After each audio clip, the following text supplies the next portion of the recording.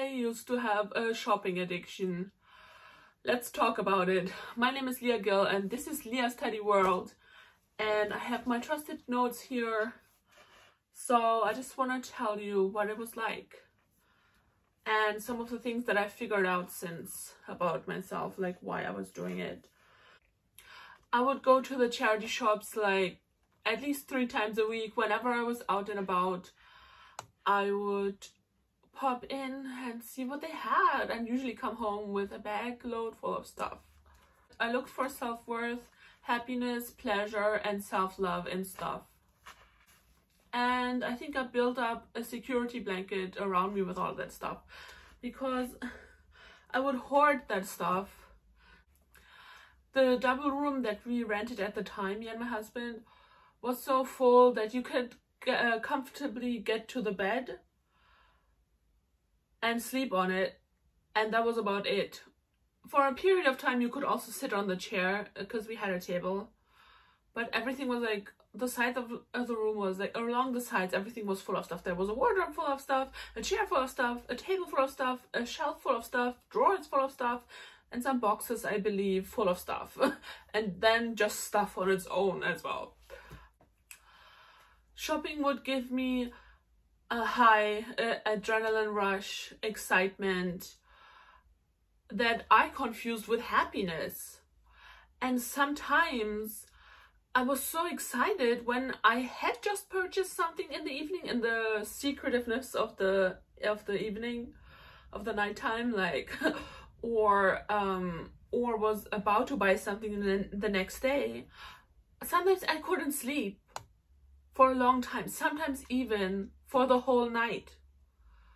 And I would be so tired, and my husband would ask me why I couldn't sleep, and I would say I don't know. And I would also get anxiety from not purchasing something that I kind of formed attachments to in the shop, that I'd taken a liking to. And I think I still get that anxiety to this day, which is what I'm currently working through with my low buy. But probably not as extreme, but I'm not sure because I never monitored that anxiety. But I believe it's probably not as extreme as it used to be, just because my whole situation is not as extreme as it used to be. But I don't know. Sometimes I couldn't leave the store without purchasing something. Sometimes I would try, like I would walk away. I would not be able to make up my mind because in my mind I knew that I shouldn't be buying it. Or I knew I didn't have the money for it. I would walk away. I would say, okay, let's go to another store, and then calm yourself down. But then I would find something else in that other store maybe.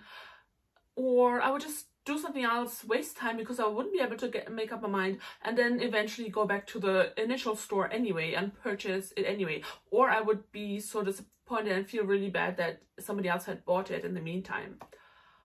And sometimes I couldn't make up my mind on whether to purchase that item or not for so long. Like, I'm talking maybe 1 or 2 hours, or maybe even 3. Like, I wouldn't be surprised. Actually, sometimes the shops would close and I would still be there.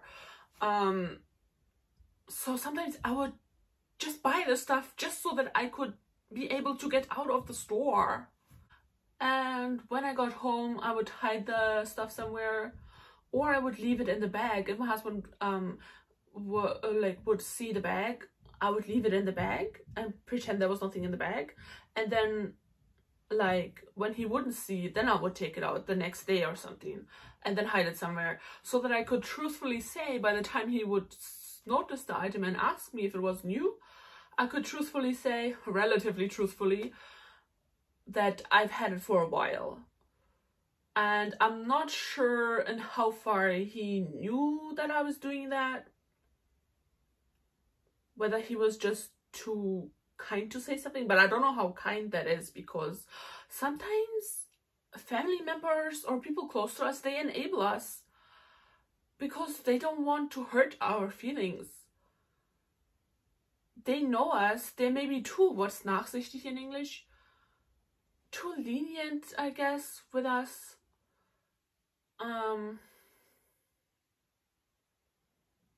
And it may ultimately not be good for either party. For both parties, it's not good. Sadly, I don't have any before pictures or videos because I would be too embarrassed to record the room when I was recording my decluttering videos. I would always try to like only show the pile I was decluttering, for example. And I don't know, if maybe sometimes on the sides you would kind of get the idea. I actually haven't gone through my old footage in so long, and those videos unfortunately never made it online actually, because I hadn't edited them in time to use iMovie, and then I didn't know what editing program to use once they were on the laptop, and I still don't. Otherwise I might still put them online, but I don't know, sometimes I'm just a bit, in one video I'm like giving advice and I'm looking at it now like, you didn't have your shit together, so what are you talking about? But anyway, I had a photo of the room once, but I think I deleted it because I thought I didn't need it anymore, and now it would be really like useful and nice to see the difference of the space back then and today. But also today we live in a flat, so we also have more space, so I don't know if that has made it better or like I stopped shopping, but I feel like I stopped shopping a lot. I'm a lot more in control today, because otherwise I would have filled the space back up. A hoarder, if they get more space within a certain amount of time, that space is filled too, and that I have not done that. That hasn't happened. I was gonna say that hasn't happened, but let me take responsibility. I haven't done that. And stuff, somebody told me that stuff replaces people for me, and I think there may be something to that. I think I had an intimate connection with stuff. I'll just read this bit out because I think I worded it well. My mom would value stuff a lot, in that I saw her be in awe of beautiful, special items, and she would be old school and value things like pearl necklaces or silk as expensive. She has a hard time parting with things too, in my opinion, although she doesn't think so. She says she doesn't. She has still got 2 of the first things that I ever crocheted. My father has a lot of books, even though he's getting too old to look after a lot of stuff. And once he told me, it doesn't matter if you read a book, the books you own, what matters is that you know in which book to look for the answer if you have a question. So in other words, he basically may be keeping all these books just in case he might need a piece of information that he then might have. And what about in case you never need that information? And nowadays with the internet, obviously that's a generational thing, a little bit like I would use the internet more than him, I'm sure, but he knows how to use the internet. But anyway, that's just from parental influence, as far as parental influence goes. I suffered from general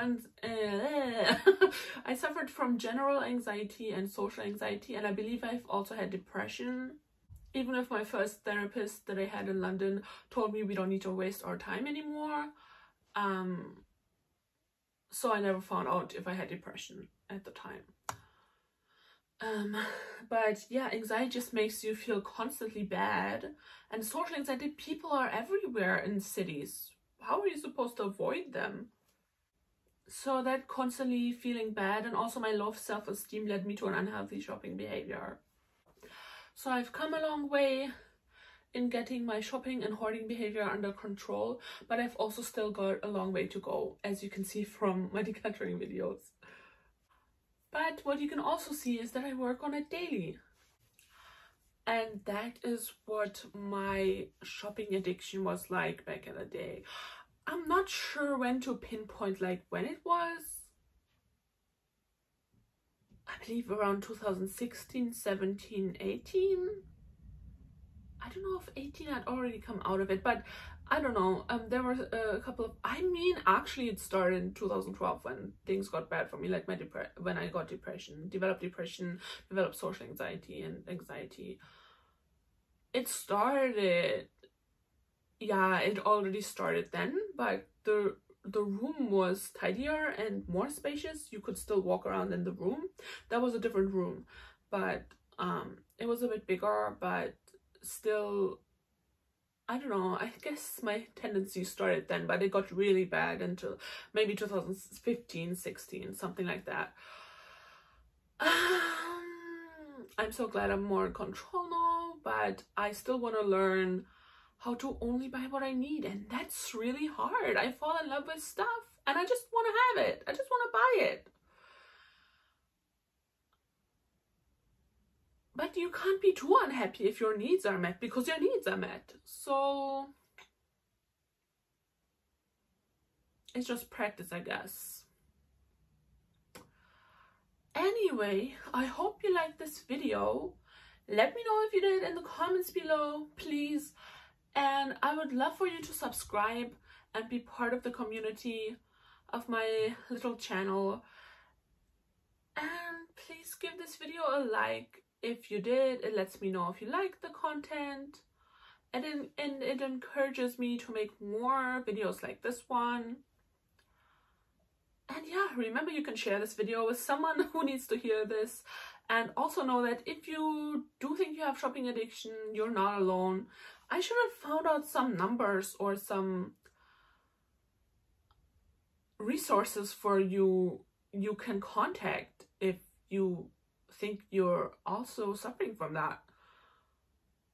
Maybe I can edit some in around here if I find anything. I know there's Hoarding UK, and they have like a monthly Zoom meeting, but the person is currently based in America. I don't know why they're Hoarding UK and the person is based in America, but obviously that's more for the hoarding side. But obviously everybody shops at some point. Hoarders also shop, but a lot of people who shop don't get rid of their stuff because they love it. That's why they bought it, or they think they love it. Yeah, sorry if I can't help you more with that, but you're welcome to leave your comments and we can learn from each other. You're welcome to watch my video as I try to accomplish a low buy, which is hard. No promises that I can do it. I really value your input, so yeah. But anyway, thanks for watching. I hope you'll tune back in next time with the next video, and I'll see you then. Bye.